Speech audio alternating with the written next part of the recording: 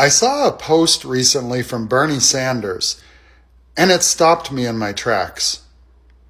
Not because it was anti-technology, but because it asked the question we almost never ask. Who gets to decide how transformative technology shapes our lives? Bernie mentions that AI and robotics will transform the world, and that today a handful, folks, of billionaires in Silicon Valley are making decisions behind closed doors that will change the future of humanity. Think about that. The future of humanity. And meanwhile, folks like you and I have no voice in these discussions. None. And far too little visibility into the rapid changes already underway.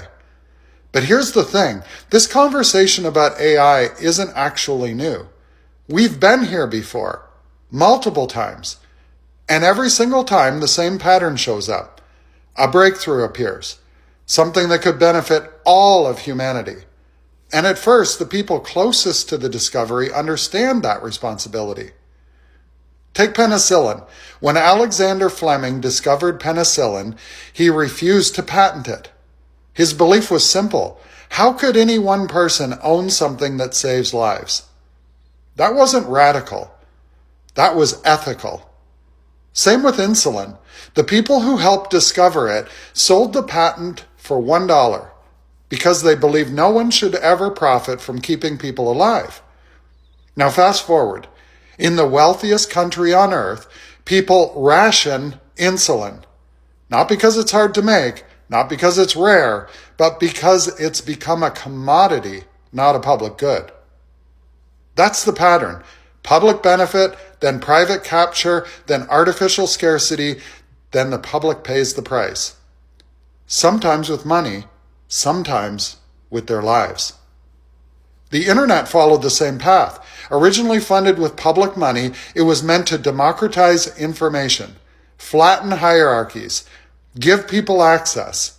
And today, a handful of corporations control what we see, what goes viral, what gets buried, what gets monetized, and increasingly, what feels real. So when people ask, should we be afraid of AI? I think that's the wrong question. The real question is the one Sanders raised. Who's in charge of this transformation? Because AI, like penicillin, like insulin, like the internet, is a force multiplier. It can improve lives or it can concentrate power. It can reduce work or eliminate income without protection. It can strengthen democracy or quietly hollow it out by letting opaque systems make decisions no one voted for and no one can challenge. And when people start talking about AI as an existential threat, I think we need to slow down and get specific. The biggest threat isn't machines becoming smarter than humans. The real danger is humans giving up democratic control because they're told this is inevitable, or too complex, or already decided by people in boardrooms we'll never enter. So when we talk about AI, we need to ask, do we treat it like penicillin, a public good that serves humanity? Or do we treat it like insulin, something so many need but only some can afford? Because technology doesn't decide outcomes.